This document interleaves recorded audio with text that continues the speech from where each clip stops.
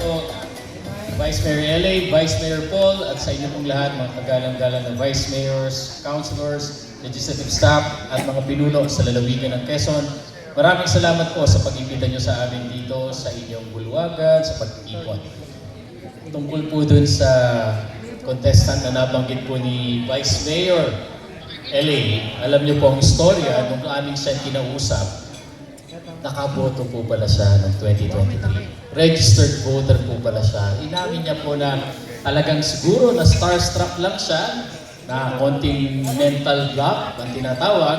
Kaya sa pagkakataon yun, talaga daw wala po siyang masabi tungkol sa COMELEC. Pero nung naman kausap po namin siya, nung tinignan, actually pinakita niya sa amin yung mga post niya sa Facebook, participative naman siya sa mga issues ng bayan natin.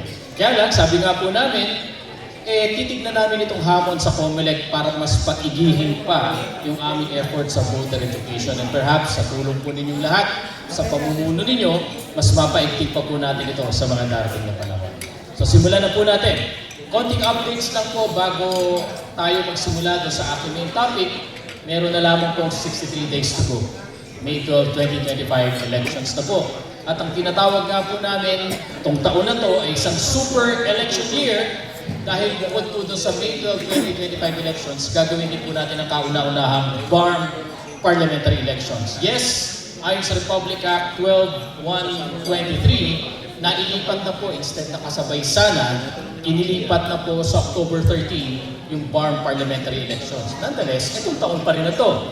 At kung sakali man pong hindi matutuloy yung mga panukalang batas na 6 years na o 4 years na ang terms ng ating mga barangay at sangguniang kabataan officials, maipapatupad po namin yung desisyon ng ating Supreme Court sa Makalintal versus COMELEC kung saan ang next na barangay NSK elections sa December na po. So titignan nyo, tatlong malalaking halalan.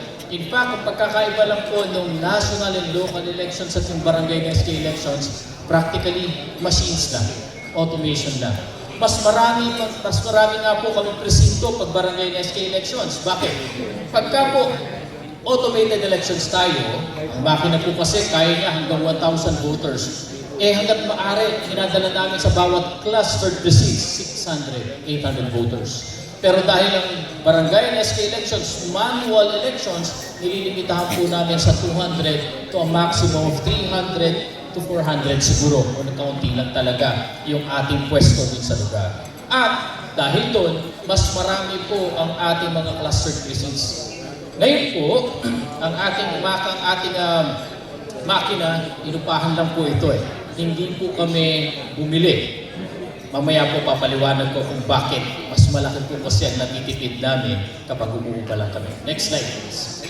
So ito po mga dates, importante, alam ko po sa ating mga kakandidato sa panahon ito, alam nyo na nasa election period na tayo, ganba na, checkpoint time na, at pagtungtong ng March 28, yan na po ang campaign period ng candidates for local, from the governor, vice governor, mayors, vice mayors, the congressmen, at lahat ng kandidato para maging miyembro ng Sangguniang Panlalawigan, Panglunsod, at Sangguniang Bayan.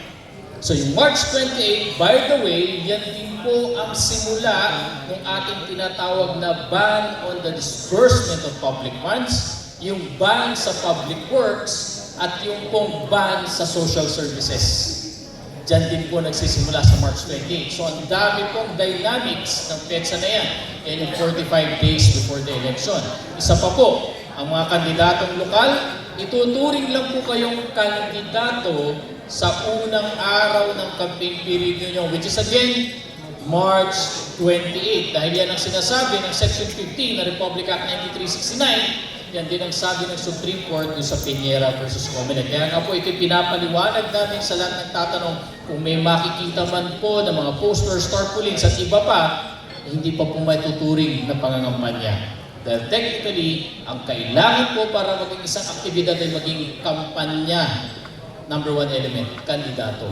Wala pang ang kandidatong lokal. Okay, next slide please. Ilan na po ang botante Pilipino ngayon? Hindi ko alam kung nakikita nyo, nakasagabal po yata. Siguro ko ng kaunti. 68,431,965. Ganyang karami na po ang botante Pilipino. Ganyang karami rin po ang imprenta ng COMELEC na balota at kanina po bago po umalis ng opisina, halos nasa 60 plus million na po tayo. Kaya po saglit na lang, matatapos na kami ng pag-imprenta ng balota. Gaano karaming imprenta ang balota ni COMELEC? 71 million. O teka muna, Atty. Rex. 68 million lang ang botante. Bakit 71 million ang imprenta nyo? Kasi kung matatandaan nyo po, bago magsimula ang halalan, meron tayong tinatawag na final testing and sealing na kada ACM, kada cluster precinct, merong extra na 10. Yan po yung pinante-testing ng mga teachers, ng mga watchers ninyo, boboto muna sila, then te-testing nila, mag-imprenta ng resulta. Titignan mano-mano yung mga balota nila at kung tumpak po yung pagkakabilang, ay isi-zero na nila ito, i-zero at isi-seal. Ready na for the elections. Isa pa pong dahilan kung bakit umabot ng 71 million, ngayon po ay kasalukuyang nagtitraining na kami ng mga teachers magsisilbi bilang electoral boards. Nagtitraining na rin po kami ng PNP personnel dahil ayon sa Election Service Reform Act, pwede po namin magamit ang PNP personnel kung sakaling bang may kakulangan na magsisilbi bilang electoral boards na ang dahilan ay security. Kaya nga po, ganun-ganun yung naging plano ng COMELEC. Kung natatandaan nyo, 2022 elections sa Cotabato City. Gabi ng May 8, 2022, bigla na lang nagsabi sa amin, wala nang gustong manilbihan na guro bilang electoral boards. Agad-agad, dahil nandyan ang PNP, sila po yung naging electoral boards, tuloy ang halalan sa Cotabato City, walang nagigilin. Ganun pa rin po ang plano ng COMELEC. In fact, mas dadagdagan pa namin at karamihan po dito ay nakadeploy sa Bangsamoro Autonomous Region in Muslim Mindanao. Next slide, please. Gano'ng karami po ang posisyon ng paglalabanan, tatanggalin ko po yung 65 na posisyon. So it's still 18,200 something na posisyon. Tignan niyo po gano'ng karami ang nag-file ng COC. 44,299. So pagtungtong po ng madaling araw ng May 13, dahil nangako po si COMELEC ng lahat ng resulta mula sa ACM ay makikita ninyo bukod sa mga hawak ninyo ng mga election returns, yun pong resulta ay itatransmit namin makikita sa isang election results website. Mamomonitor nyo lahat real time ang pagpasok ng bawat presinto. Gaano karami po ang medyo luhaan sa madaling araw ng May 13? Aabot po sila sa 25,900 plus. Ganyang karami po yung sabihin na po natin na hindi pinalad at matatalo sa halalan ito. Mahaba-haba naman po yung oras natin. Bigyan niyo po ako ng 5 minuto. Meron lang po akong kikikwento sa inyo.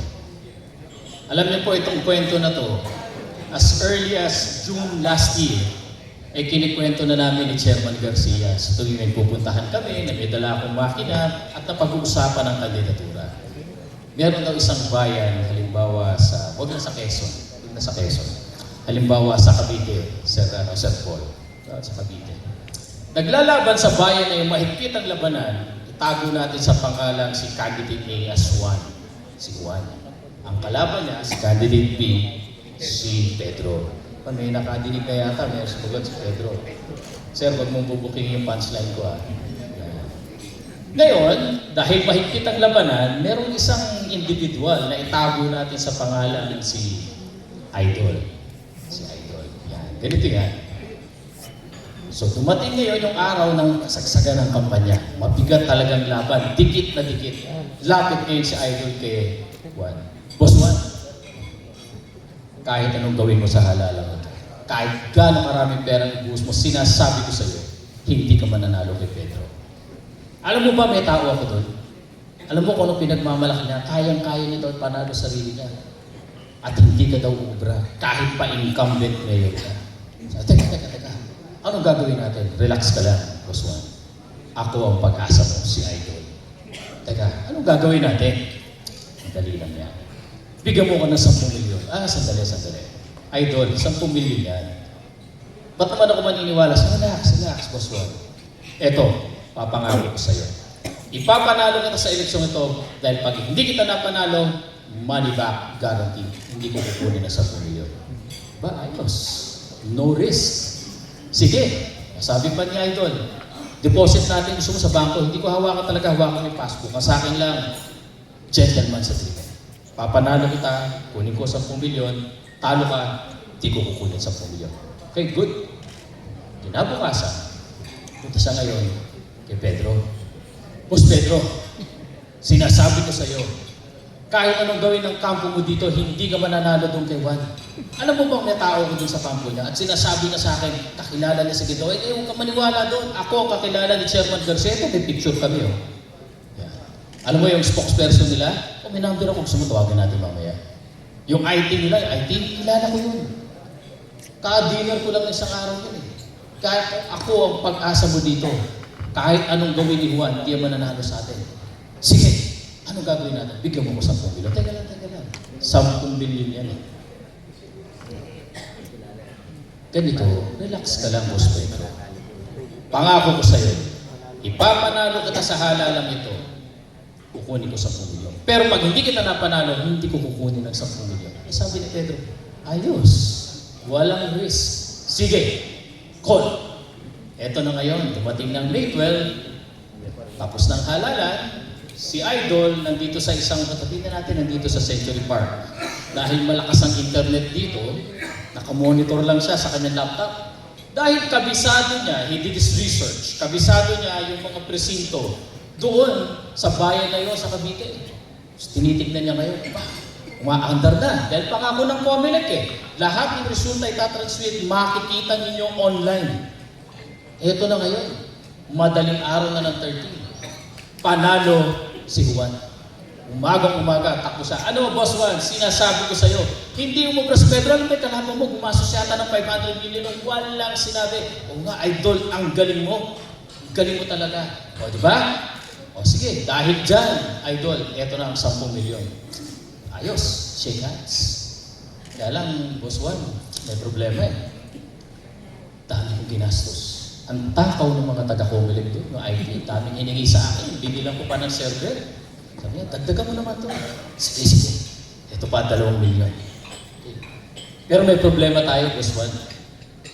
Nagwawala si Pedro doon. Ang sinasabi niya, hindi siya papayag na sa 2028 matatalo. Naku, gagawin niya daw lahat. Yung pinagmamalaki niya dati, nakakilala, naku, itatap niya na daw lahat. Anong gagawin natin? Ngayon pa lang, mag-down payment na tayo sa Comelec.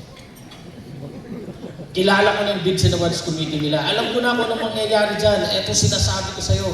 Sige, magkano daw natin? Dagdagan mo ko 3 million. Para sigurado na tayo. Tapos tuloy-tuloy lang. Ako bahala sa'yo. Sige, dahil naipanalo mo ko. Ito pa, additional na 3 million. Lumabas ng kwarto o bahay ni Juan. Dala-dala, sir, magkano? Sir Paul? 15 million. Ito na ngayon. Punta siya kay Pedro. Boss Pedro, ikinalulungkot ko. Ginawa ko na kung lahat. Halos gulpihin ko yung direktor ng Comelec. Yung sa IT, mamatay-patay na doon. Wala eh, hindi talaga kaya. Siguro, tingin ko talaga, maraming binayaran din yan sa bayan nyo.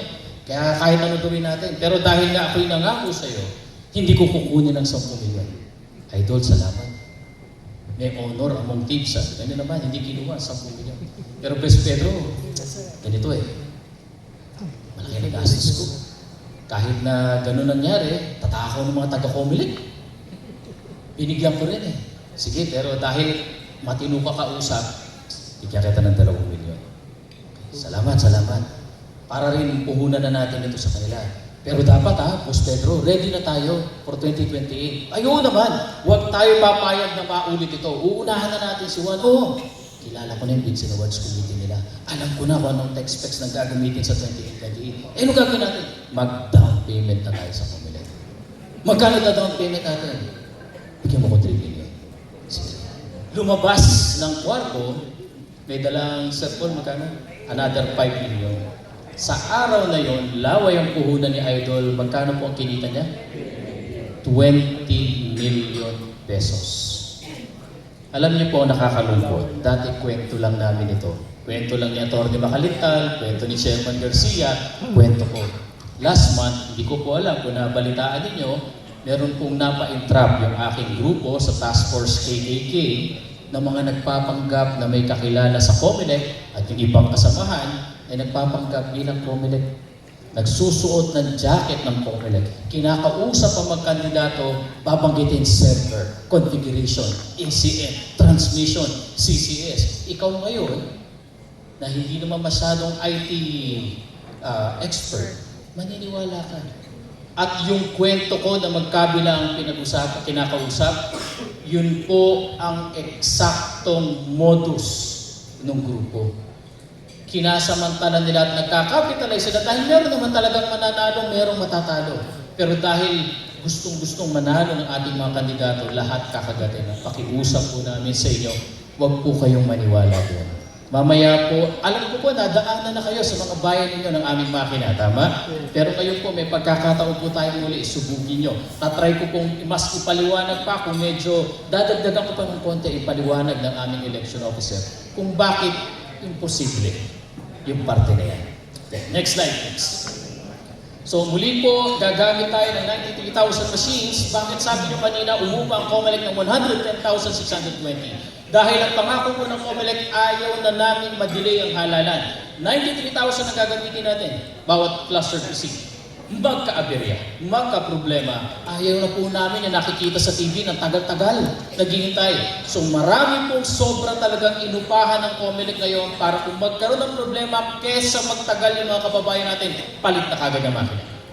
At isa pa sa kontrata po dun sa aming joint venture ng Miru, yung Miru Systems po, yun yung sa Korea, pinanggalingan po nito.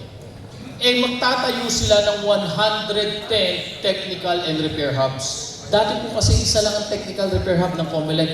Nandun either sa Cabuyao, Laguna o napunta sa Santa Rosa, Laguna. Ngayon hindi po.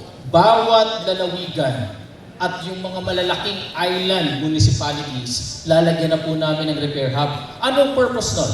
Nagkaroon ng iberya kung sakali man po na operator error lang, nagkamali lang ng pindot si teacher, which is highly unlikely. Meron technician sa bawat eskwelahan, gawin kagad, ayusin. Pero kung magtatagal pa, kahit nasabi namin, kahit kayang kumpunihin ng technician, pero kung magdudulot ng delay, wag na. Palitan na kagad ng makina. Maililipat naman po yung naganap na botohan ng walang pagbabago sa resulta. Basang importante, tuloy yung pagboto. Ayaw na po namin yung nabalitaan nyo sa TV no, na hinintay yung kapalit na makina, dumating madaling araw pa, tsaka nag-batch speed dahil yung ibang botante umalis na. Ayaw na, hindi na mahintay. Ayaw na po namin nun. Gusto po kasi namin ang mismong botante ang mag-feed ng balota dito sa ACM. Isa pa, bakit kailangan umupa lang ang COMELEC? Ayaw na po namin bumili. Una, napakabilis magpalit ng teknolohiya. 6 months, maaaring obsolete na kagad. Kaya sabi namin, upa na lang tayo, mas mura. Pangalawa, mas makakatipid kami, hindi na kami mag-uupa ng warehouse. Sana naman namin itatago yan kung bibili namin. Kailangan mag-stockpile kami ng pyesa. Kailangan umupa kami ng tao na magre-refurbish niyan para magamit sa susunod na halalan. At higit sa lahat, nagbabayad po kami ng over 100 million para insurance premium sa GSIS. So pag sinuma mo yung 100 million po ang natipid ng COMELEC, anong nangyari doon sa naunang 93,000 present count optical scan machine ECOS? 2010, 2013. Ano na nangyari doon sa TCM? 97,000 po yun. 2016, 2019, 2022, nandun po sa warehouse. Umuupa pa kami. Kaya sabi namin, para walang problema, bago, latest technology, lahat papalitan nila, upa lang itong ating mga makina na to. At yun nga po sabi namin, hamon namin doon sa Miru. Kapag ka pumalpak yan, reputasyon nyo nakataya dyan. Kaya sisiguraduhin nila na aayusin nila yung makina. Next slide, please. Okay, mga bago. Sa ating pong mga kababayan, may bago po tayo, senior citizens, PWDs, mga pregnant women. Meron pong early voting hours. Umaasa po sana ang COMELEC na magkakaroon ng early voting days. Unfortunately, hindi naging batas. So gumawa po ng paraan ng COMELEC, mas maaga silang pwedeng bumoto. 5 a.m. to 7 a.m. ay exclusive para sa kanila. Para hindi na po makasiksikan yung karamihan ng botante ng 7 a.m. to 7 p.m. Pero just in case, ayaw nilang bumoto ng ganun pong magkaaga, option lang po yun. Pwede pa rin bumoto ng 7 a.m. to 7 p.m. Priority pa rin. May special line pa rin para sa kanila. Yun ang binibigyan natin ng premium. Baka gusto nyo bumoto. Kasi napatunayan po namin, talaga nung sinimulan namin ito, nag-pilot kami sa Naga at sa Muntinlupa, talaga pong yung mga buntis, yung ating po mga PWDs, maaga sila pumunta. So sabi namin, nationwide na ito. Ikalawang bago sa COMELEC, mall voting. So kung ang lugar ninyo po ay merong malaki-laking mall na may sapat na espasyo para may hintayan, meron pong botohan na maayos, malamang sa malamang po, nakausap na namin yan. Libre po nilang pinagagamit ang facilities, wala pong binabayaran ng COMELEC, tumutulong pa yung mga tao.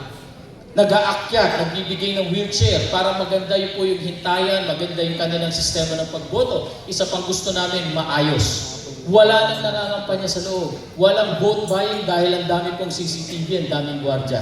So walang lamangan dun sa loob dahil sa dami ng nakabantay. Kaya lang, sabi nga namin, parang pag Pilipino talaga hindi mawawala ng reklamo.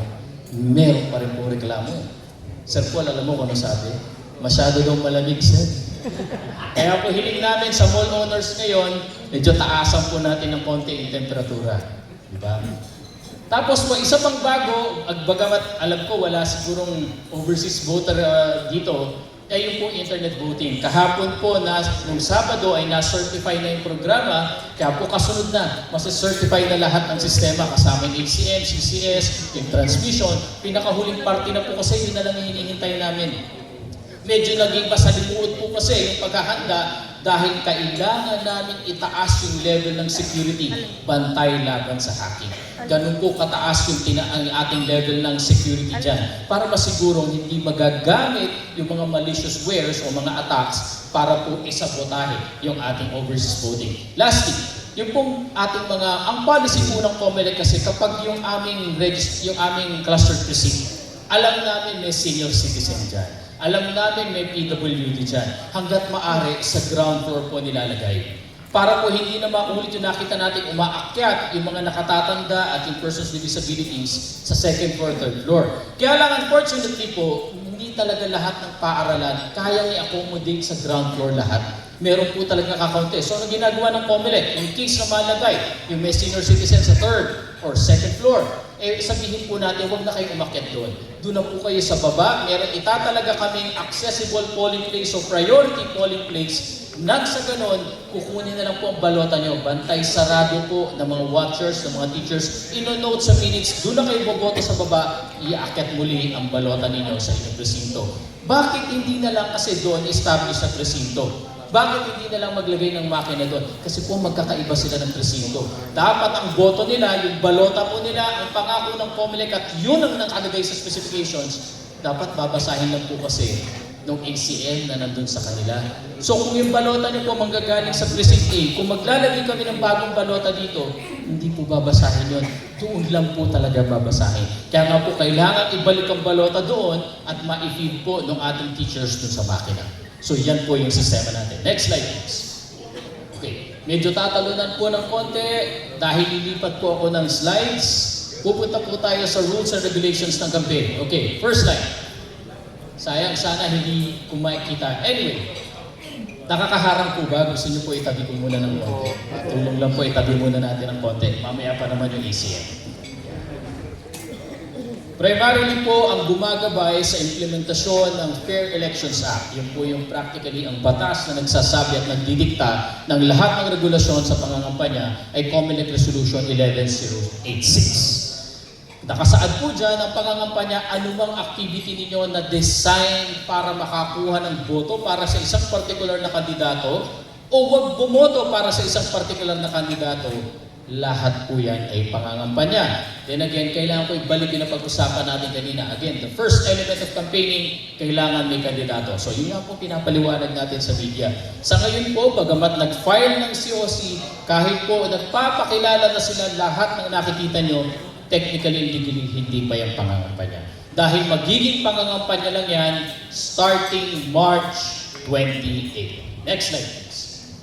Okay. Kasama rin po yung pagbubuo ng asosasyon, kasama rin po yung paggamit ng social media platforms, kaya po inubliga namin kayo lahat na mag-register ng inyong social media channels nang masiguro na magagamit nyo to the fullest ang platforms nang hindi kayo tinitake down ni Facebook, ni ByteDance, kay TikTok, kay Google, dahil pinahintulutan nga po kayo na gamitin yung social media para sa inyong pangangampanya. Pero ang problema, kung meron man po sa inyo na hindi nakapagparehistro, na-send po namin ang mga pangalan ninyo doon po sa ating platforms dahil private po yan, may kasunduan po sa kanilang COMELEC na maaaring i-take down po yung channels ninyo. So yun po yung pagkakaiba nung nagparehistro doon sa hindi nagparehistro. Dahil sila po ay nangako at nakikipagtulungan sa COMELEC, ayaw nilang maabuso ang kanilang platforms pagdating sa pangangampanya. Diyan po pumasok yung registration. Okay, next slide please. Okay, tatalunan ko na to, kabisado nyo na po, yung iba't ibang uri ng pangangampanya. Punta po tayo. Sa mga nakapunta po dito doon sa lecture din ng Vice Mayor's League, yung karamihan po yung National Council, sir, binago ko ng konti. Gawin nating panuntunan sa pangangampanya. Unang panuntunan, mangampanya lamang po sa campaign period. Next slide. At kailan ang campaign period? Again, para sa lokal na posisyon, March 28 hanggang May 10. May 4 na araw pong pakatandaan ninyo na bawal mangampanya. Una, Monday, Thursday, April 17. Good Friday, April 18. The day before the elections, May 11. And the day of the elections itself, May 12. Tanong, bakit? Dahil sa batas. Nandun po yan sa Omnibus Election Code na na-carry over sa Republic Act 9006. Itinakda ng batas ng araw na nabanggit, bawal pong mangampanya ang sinuman, national candidate man o local candidate. Next slide please. Ikalawa, sa ating pangangampanya, gumamit lamang po ng lawful campaign materials. Next slide. Ano-ano ang lawful campaign materials? Ang nakagawian, folietos, flyers, pamphlets, ang maximum size 8.5 by 14 inches. Practically, ano po ito legal, bond paper. Ikalawa, posters, tarpaulin man ang tawag din dyan, o cloth-based, o paper-based, o biodegradable-based material, ang maximum size 2 feet by 3 feet. Next, yung ginagamit ninyo, next slide, balik. One slide back. Okay, yung pong iba, nandito na pala, handwritten or printed letters. Next slide. Yung ginagamit natin na banners sa inyong headquarters, sa inyong rally, sa inyong meeting advances, sa inyong motorcade. Maximum size, 3 feet by 8 feet. Yan yung tradisyonal na nakikita nyo mula doon sa Omnibus Election Code hanggang Fair Election Act. Ano yung mga bago? Pinapahintulutan na po yung mobile platforms, mobile units, motorcades. Pwede na po pumayag na COMELEC. Yung pong gagamitin ninyo na ikakabit sa mga sasakyan at vehikulo, make sure nagko-comply sa size requirements. Okay? Next slide po. Ano ba? Sabi sa batas, print ads, radio ads, TV ads. Mamaya po yung limitations. Susunod, outdoors and static or LED billboards. Yan po yung pinakabago. Yan yung pinakabago natin, pinahintulutan ng COMELEC. Next slide please. Okay. Sa pampublikong mga sasakyan, yes, nadinig ko kanina, tricycles, PUJs, PUVs, buses, pwede. Bakit pwede? Sabi po ng Supreme Court sa One United Transport Coalition versus Commission on Elections, bagamat merong Certificate of Public Conveyance, Certificate of Public Convenience, yung public utility vehicles ay nananatiling private in nature. May-ari po niyan At hindi pwedeng sikilin ng regulasyon ng COMELEC yung pong kalayaan sa pamamahayag. Basta ang kondisyon, kung gagamitin niya sa public utility vehicles, dapat sumusunod sa panuntunan ng LTFRB. Ikalawa, ang sabi ng COMELEC, gaya ng kanina sa mobile ads, sumunod sa mga sukat ng naipakita ko kanina. Isa pa, yung pong mga dinidisplay sa mga bahay, headquarters, pwede yan. At ang pangako po ng COMELEC ngayon, yung pong mga nandoon na ilalagay ninyo outside of the common poster area, pero nandoon sa private properties, ay igagalang ng COMELEC, hindi po namin yan isasubject sa Operation Baklas. Bakit? Dahil sabi po dun sa Bishop of Bacolod versus COMELEC, kung ang paglalagay dun sa private property, una may pahintulot. Pangalawa, parte ng advokasya o yung malayang pamamahayag ng may-ari ng bahay dahil sumusuporta sa inyo, hindi nga yan maituturing na campaign material. Parte yan ng free speech. Pero meron na pong konti tayong paalala ang COMELEC. Bagamat hindi po namin isasubject sa Operation Baklas. Pero kung ikakabit po na material ay tahasang campaign material na hindi sumusunod sa sukat, ay magpapadala po kami ng sulat sa inyo na nakita namin doon ay lampas sa sukat. Dahil nakita namin talagang campaign material po siya, hindi po yun yung parte ng pinag-uusapan sa Bishop of Bacolod. Kaya po dahil kayo po ay mga responsableng, hindi lang mamamayan, hindi lang pinuno, kundi responsableng kandidato, umaasa po kami, use that to the fullest. Basta po may pahintulot at hiling na lang po namin, sundin nyo na lang din po yung sukat para wala po tayong problema. Lastly, other forms of campaign materials as may be authorized by the Commission on Elections. Ano po ito? Meron na po mga nagpetisyon sa COMELEC. Gumamit po ng ball caps, ballers, fans, ballpen, baller bands, at iba pa, yung mga t-shirts, pinapahintulutan po yan.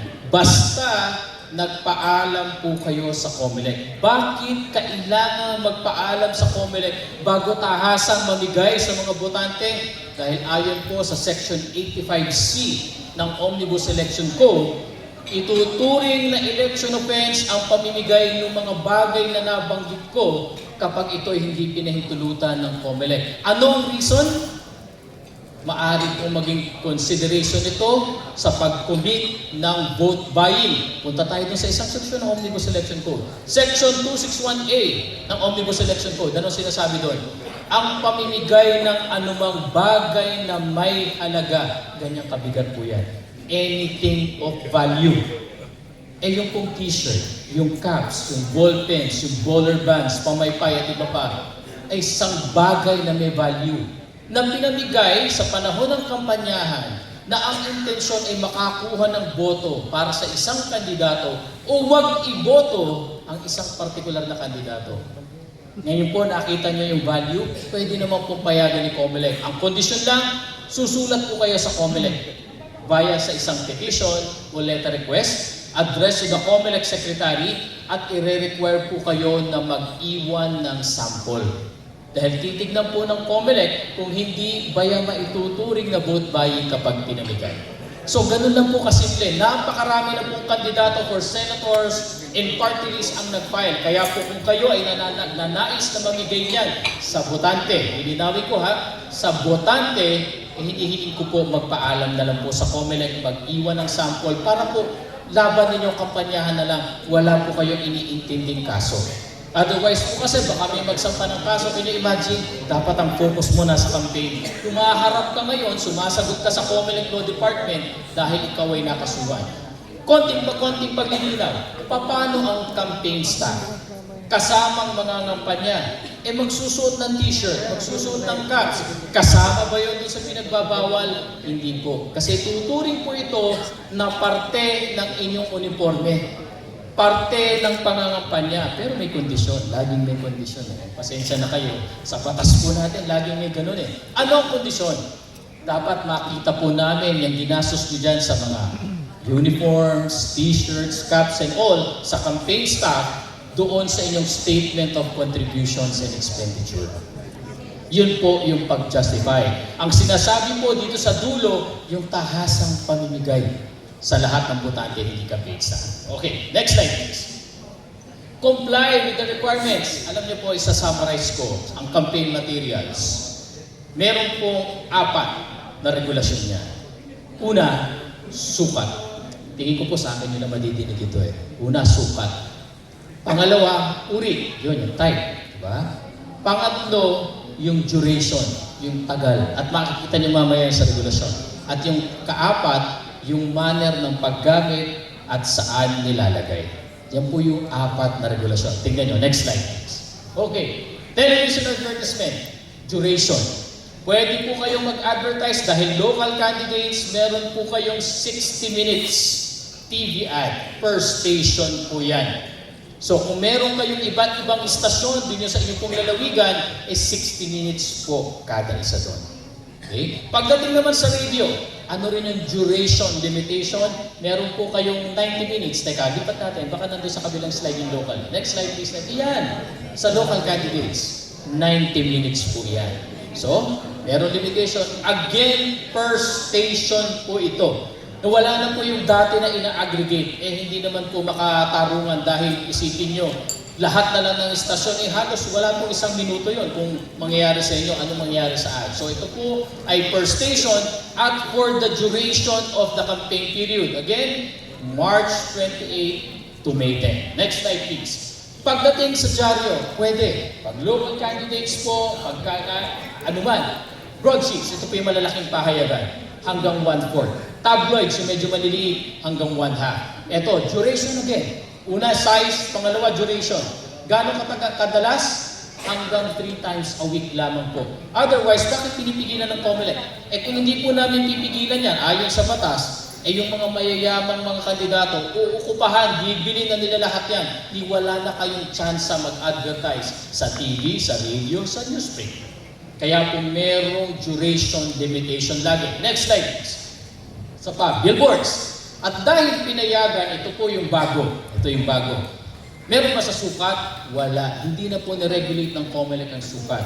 Dahil ang sukat po at pagkakatayo ng mga billboards ay regulated na ng Executive Order 165. Regulated na rin po yan ng ating building code. So again, saan pumunta yung COMELEC? Doon na lang po tayo dun sa duration tsaka manner ng pagkakalagay. Dahil sa local candidates po, ang duration ang pinakamatagal sa isang billboard platform. Dapat tumagal lamang ng 1 month. Tapos take down na or palitan ng iba. Tapos, ang pagitan, yung manner ng paglalagay, dapat at least 500 meters apart. Dahil otherwise po, kung papahintulutan ng COMELEC na wala pong limitation doon sa manner ng paglalagay, hindi nyo na po makikita ang kabukiran dyan sa South Luzon Expressway, dyan po sa Startol, dahil mapupuno na lahat. At bakit din po kailangan ng lagyan ng period? Dahil yung mayayamang kandidato, uukupahan niya na lahat, wala na pong chance para sa iba. So nakikita niyo po, 4 size, duration, yung pong frequency, at yung manner ng paglalagay. Next slide please. Ito, importante.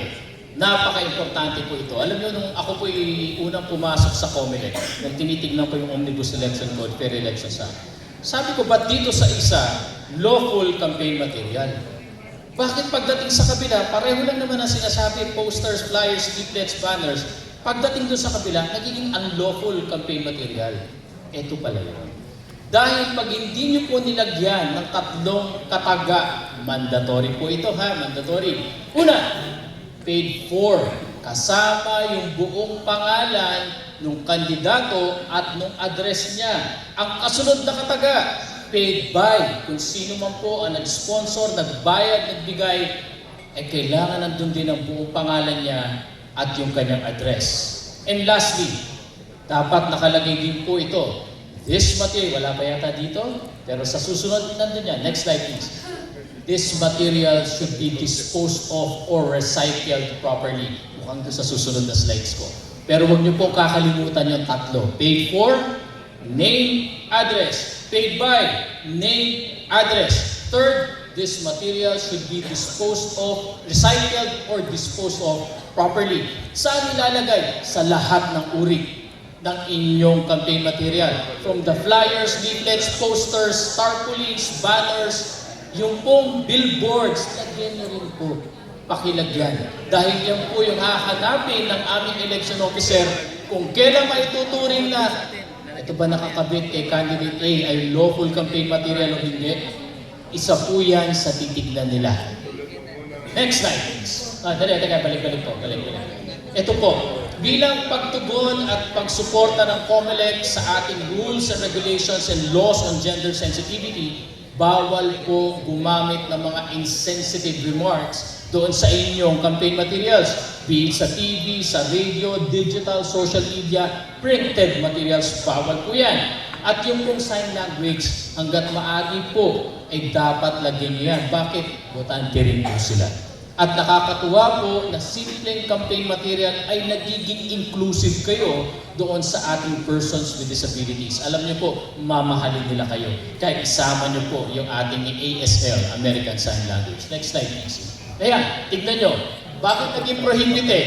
Pareho naman, published or printed material kasi nga nakalimutan yung kataga na sinasabi ko kanina. So, ganun ka-importante po yan. Again, lagyan ng tatlong kataga. Hindi ako magsasawa kung paulit-ulitin sa inyo, paid for, paid by, this material should be recycled or disposed of properly. Isa pa, sa panahon po ng kampanyahan, sir, iiwanan ko na lang din po yung slide. Kung kailangan nyo pong magamit ito, iiwanan ko po sa sekretariat. Dahil tuturing po namin na malaking tulong sa COMELEC kung yung pong aming materials ang tutulungan nyo kaming maipalaganap sa iba pang mga kasamaan ninyo.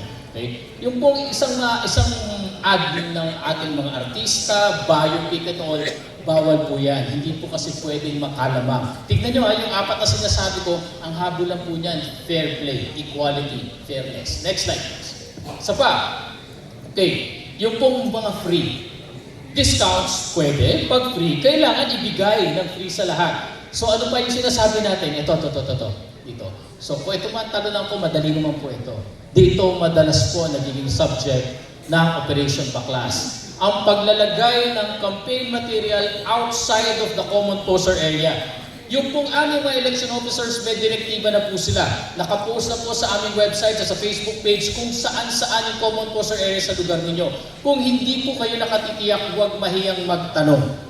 Tanongin niyo po yung aming election officer. Kesa makapaglagay kayo ng material na magiging dahilan ba't kayo makatanggap ng show cause order. Again, saan lamang ilalagay? Dalawa lang. Manner ng pagkakalagay, yung fourth condition, common poster area o kaya sa private property na may pahintulot ng may-ari. Lagay niyo po. Again, common poster area, usually public po yan. Private property na may pahintulot na may-ari ng property na yun. Next slide, please. Okay. E-rallies, ito na po yung sinasabi ko. Kaya yung mga tumupad po doon sa requirement namin na magrehistro, ito po yung pribilehiyo na makukuha ninyo. Alam niyo po kasi sa katulad ng TikTok na hindi tumatanggap ng paid advertisements, magte-take down sila ng mga campaign ads. Ayaw po nila. Pero dahil sila nakipag-ugnayan at nakipagkasundo sa COMELEC, itinuturing nilang parte ng malayang pamamahayag ang pangangampanya sa TikTok basta nakarehistrado. Ngayon po, mangyayari, hindi rehistrado, nangampanya, ni-live stream yung e-rally, hindi nakarehistro yung pangalan na yan. Take down na yung post, masasubject pa po ang account na ginamit sa suspension or deactivation. Ganyan. Kaya nga po talagang binigay namin yung pribilehiyo. Sayang kasi magamit ninyo. At dahil doon, yung pong inyong e-rallies, yung inyong pangangampanya, pwede yan. Yun lang talagang kondisyon. Dapat nakarehistro. Dagdagan ko lang ng konti. Sa ating platforms po kasi, minsan merong tinatawag na gifts. Diba? Yung stars, gifts. Meron po yan sa mga tech-savvy po, mga kasama natin dito, alam niyo po yun. Yung po bang nagbibigayan ng stars, yan po ba mamonetize yan? Na-monetize. So anong regulasyon doon? Meron bang pagbabawal? Meron pong isang bagay. Kung yung kandidato po ay makakatanggap mula sa supporter ng mga gifts at mga stars, walang problema. I-declare nyo lang po as part of the contributions you receive sa inyong SOSE.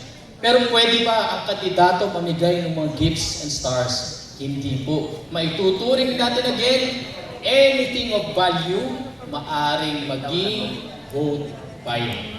Okay, isa pa, paid advertisements. Pwede sa Facebook, pwede yata sa Google. Mamaya pwede ba sa Google? I think pwede. Ang may bawal lang po kasi talaga kay ByteDance, kay TikTok, hindi talaga sila tumatanggap ng paid ads. So pwede nyo magamit. Pero sayang ibabayad nyo sa ads na yan, kung matitake down lang din namin, hindi kayo nakarehistro. Pero kung nakarehistro, walang problema, i-declare nyo lang po sa inyong SOSE. Next slide, please. Okay. Ika-apat na panuntunan, 12 po ito, mabilis na lang. Use environmentally sustainable materials. Ito na po nanggagaling ni ikatlo. This material should be disposed of or recycled properly. Ano lang po, sasummarize na natin siya. Ayan o, yung pinapaulit-ulit ko binabanggit o. Summarize na lang natin siya. Ang lahat po ng kakandidato, Dahil sa pagkilala natin sa problema natin ngayon sa environment, sa kalikasan, alam niyo po, daan-daang tonelada ang basura pagkatapos ng halalan. Pinagmumulan ng baha, pinagmumulan po ng sakit dahil naiipon yung mga lamok doon sa pinagtambakan. Iba po, nagiging hazard. Ang sabi ng COMELEC na yon, ang dapat ang materials ninyo, it's either biodegradable, cloth-based, paper-based, o yung plastic na biodegradable, or reusable and recyclable. Kaya po, merong kataga na disposed of or recycled responsibly or properly. Dahil po isa yan sa titignan namin ngayon. Siguro po panahon na para lahat po tayo ay mag-ambag sa ikabubuti ng kalikasan natin. Tandaan niyo po, pag kayo'y nakaupo na at bumabaha sa lugar niyo, ang mga unang sinisisi ng tao ay namumuno.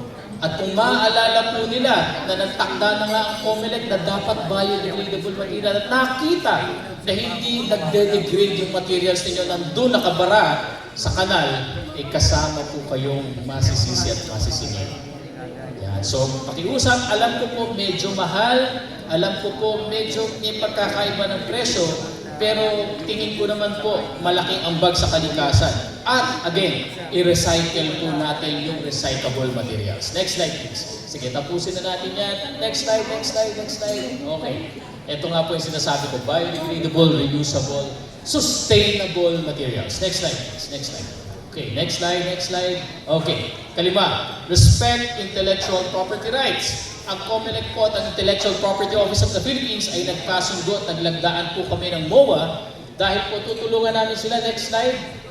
Kung sakaling may tanggapin po kami na complaint for violation of intellectual property, ay makakarating po sa IPOPHIL. Kaya po yung gagamit ng akda, composition at ika ng ibang mga artist at sino pa, magpaalam na lang po kayo. Dahil po yun yung tama, yun yung nasa batas. Kumuha na lang po kayo ng usage rights. Okay? Or maggawa na lang po kayo ng sarili niyo, mag-compose. Next slide please. Okay. Spend only what is allowed. Dahil po yung sa inyong may political party, pinapahintulutan pa rin ng batas hanggang ngayon ay 3 pesos per registered voter. Sige, slide. Doon po sa walang political party, independent candidates, 5 pesos per registered voter.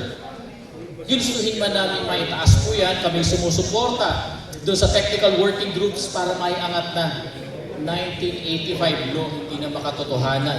Pero hindi naging batas eh.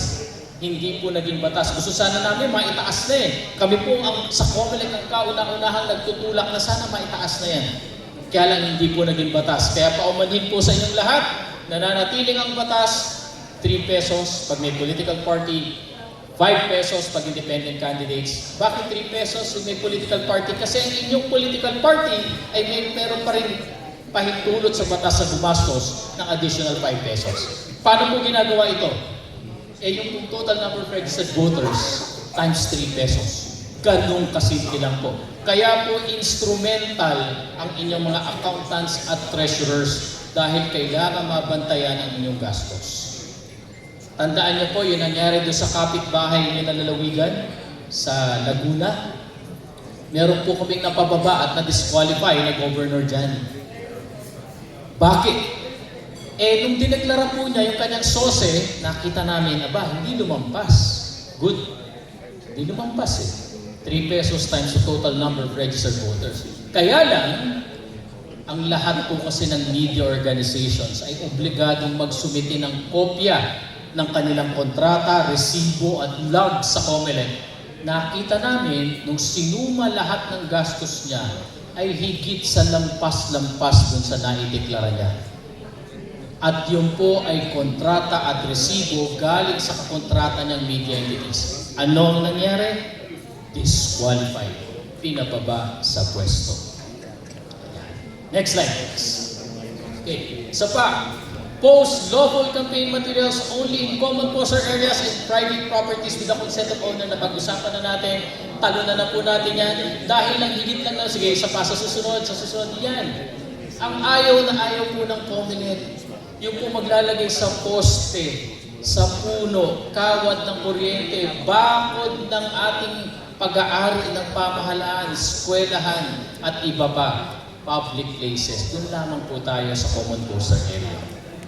Dinadamihan naman po ng aming election officer dahil ayon sa batas kanina, pag lumalampas ng 5,000 yung ating botante, dagdag ng common coastal area. Next slide, please. Yan, public places. Siyempre, public billboards, bawal. Waiting sheds, bawal. Poste ng kuryente, poste ng PLDT, bawal. Lamppost, bawal. Doon sa mga government vehicles, bawal. Wala naman po yata na umaandar ng PNRD sa inyo, meron pa rin, bawal. Next slide. Tignan nyo po, puro bawal lang naman yan eh. Mga schools, airports, at iba pa. Basta again, summarizing 2 rules, padaliin natin. Common coastal area, private property with the consent of the owner. Limit nyo po ang sarili nyo. Next slide, please. Next slide. Next slide, next slide, next slide, next slide. Tatlo na tayo doon. Yan. Take down. Yung Operation Baklas po, sabi nga po ni Chairman Garcia, hanggat maaari magkakanda kami ng Operation Baklas. Pero kung sakasakali mo po, alam nga naman ubusin namin yung oras namin, kababaklas lamang, may trabaho pa po kami. Lalo ngayon na nagtitraining kami. So most likely, makakatanggap po kayo ng notice to take down. Simple abatement. Pero kung hindi kayo susunod, yan po papasok na yung punitive abatement, papasok na yung show cause order. Mag-explain ka within 3 days, bakit hindi ka namin dapat kasuhan sa paglabag ng Fair Elections Act at Resolution 11086. Ano ang consequence ng paglabag sa dalawang panuntunan na nabanggit ko? Election offense. Ang election offense po ay kasong kriminal na may pagkakakulong na 1 hanggang 6 na taon, pagkakatanggal ng karapatang bumoto at perpetual disqualification to hold public office. Kung kayo po ay na-convict sa isang election offense, lahat po ng nabanggit ko ay mawawala sa inyo. Pagboto, pagbalik sa pamahalaan, in whatever capacity, hindi na po kayo makakabalik. Ito yung mas mabilis. Disqualification. Dahil ang lahat po ng paglabag ng COMELEC resolution may kaakibat na disqualification. Next slide, please. Okay. Yan na po yun. Nabanggit ko kanina. Next slide. Okay. Paulit-ulit, sinasabi po namin, huwag bumili ng boto, huwag i-encourage ang ating mga kababayan na ibenta ang boto at huwag mag-abuso ng state resources. Ngayon, nadidinig ninyo. Naghingi na ng exemption si DSWD sa kanilang AIX, AKAP, 4Ps, si DOLE sa Tupad, si DOH sa MAI. Yes, nabigyan po namin ng exemption. Dahil yan naman yung kailangan talaga ng taong bayan. Pero yung exemption po, katulad kanina, yung marami reklamo po kami, may namimigay namin kasama politiko, yung po kasing ban, public funds, disbursement of public funds, social services, public works, papasok pa po sa March 28. Kayong regulasyon na in-impose ng COMELEC, sa March 28 pa rin po may i-impose lahat yun. At bukod po doon sa abuse of state resources tayo, talunin natin sa state resources. Okay. Next slide please, babalikan na lang natin. Sa presumption, sa-summarize ko na lang. Doon tayo sa abuse of state resources. Haba, yan. Abuse of state resources. Okay. Alam niyo po, yung paggamit ng pag-aari ng ang pamahalaan ng pampubliko sa ang intensyon ay isulong ang interes at pangangampanya, abuse of state resources po yan.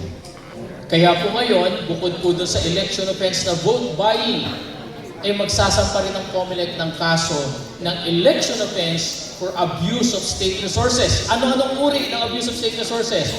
Ginamit ang mga tao para sa pangampanya, mag-intervene, nang-i-influensya sa pamamagitan din ng mga tao sa gobyerno at iba pa. Next slide please.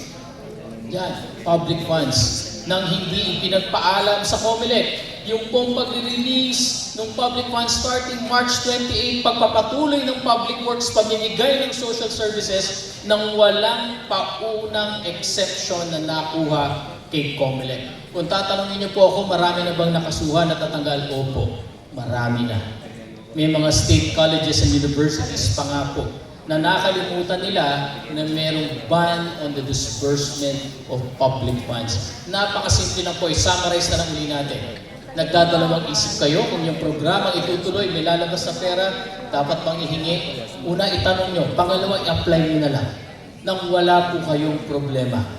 Ganun kasimple po, mabilis Dahil kung mapapatunayan naman, ano yung source of funds? Ano yung duration? Sinong bibigyan? Para saan? Ongoing project ba ito? Itinutuloy lamang ba? Yan po ay pinapahintulutan ng COMELEC. Pumasok lamang dun sa regulasyon na nabanggit. Ano yung bawal? Ito po may bago bawal. Nakasanayan na po at ngayon at pinag-aaralan na itong mga nakaraan, yung po tungkol sa bigas. Yung murang bigas galing NFA. Ang problema, meron pong konting komplikasyon. Ayon din po kasi sa Omnibus Election Code, yung pagbili ng projected, halimbawa ngayon babayaran pero ibibigay sa panahon ng ban, ay maaring pumasok pa rin dun sa ban ng disbursement ng public funds. Bakit? Lumalabas po it's either bagong programa o yung pong pinaglabasan ng pera, yung expenditure, ay hindi tumutugma doon sa pangangailangan at requirements ng batas. Kaya nga po ngayon yung unang tranche ng hiningi ng Department of Agriculture sa COMELEC tungkol doon sa bigas, papasok ng March 28 onwards kasi doon palang mamimili ng bigas meron pong denial na yung aming law department na kinatigan ni Chairman Garcia. Kaya po kami nakikiusap sa inyo, kung may similar po kayong programa patungkol sa bigas, mas mainam po makipag-ugnayan muna sa Department of Agriculture, makipag-ugnayan sa COMELEC bago nyo ituloy. Dahil ito'y bagong programa na gagawin pa prospectively. Yan po yung naging problema. May pagbabawal sa batas natin patungkol dyan. Balikan natin yung ibang ito po medyo mahaba pero isa-summarize ko na lang din. Marami pong presumption sa vote buying. 500,000 pesos may dala-dala ka, hindi mo maipaliwanag 2 days before the election na checkpoint ka, hindi ka tresurero, hindi ka banker, hindi ka businessman, pero nagdala kang ganun kalaking pera at hindi mo maipaliwanag, kasuhan ka namin ng vote buying. Meron kang 20,000 pesos na barya at kasama doon, meron mga campaign material. Kasuhan ka namin ng vote buying. Ganun din, meron kang barya ng pera, 20,000 pesos, ano ba? Merong indelible ink, kasuhan ka namin ng vote buying. Namimigay ng groceries at ano pa, sa isang bahay, pagpupulong, pagtutumpok-tumpok, walang paliwanag, walang exemption, hindi parte ng naipa-exempt na social services, kasuhan ka namin ng vote buying. Kasi po, nile-level ang playing field talaga ng fair elections. Alam ko po, minsan napakahirap, maraming humihingi ng tulong, pero lilinawin namin.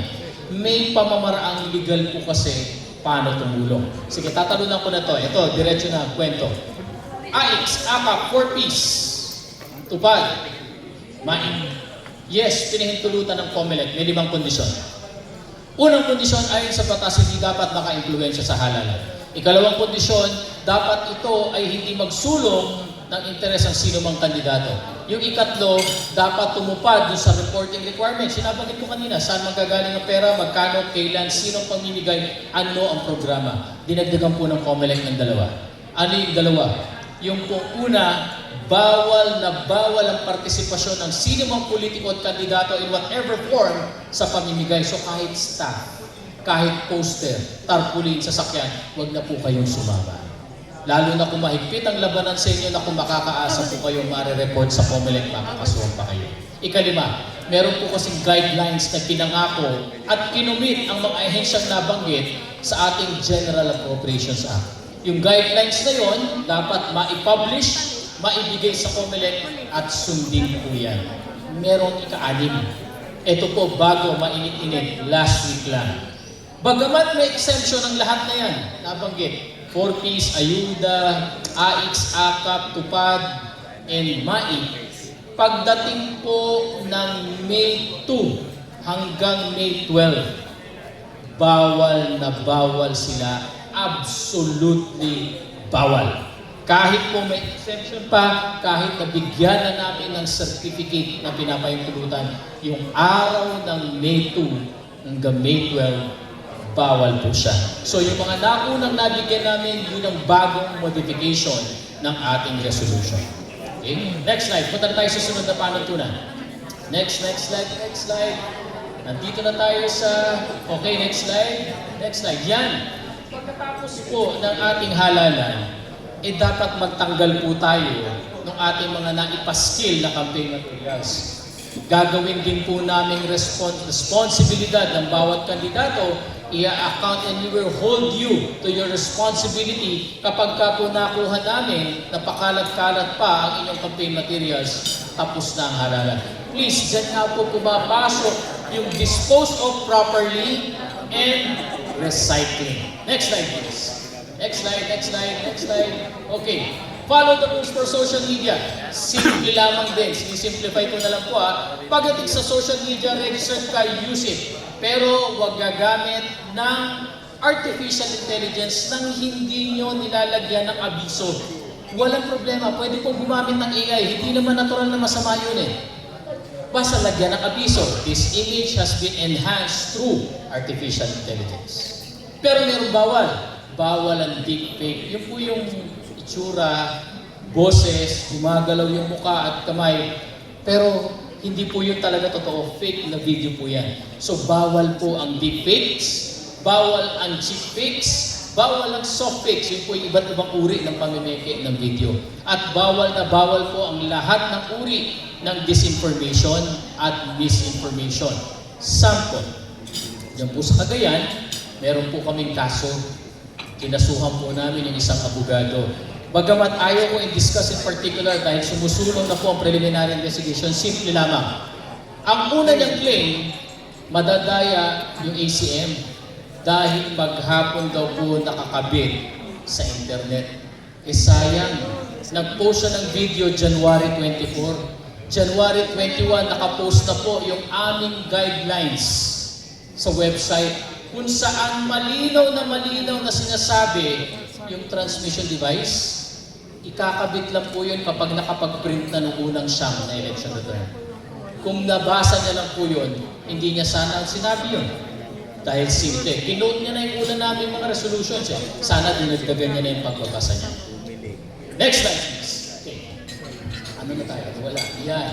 So, simple lamang po. Nabanggit ko na naunahan ko yung slide ko. Next slide, please. Next slide. Okay. Okay.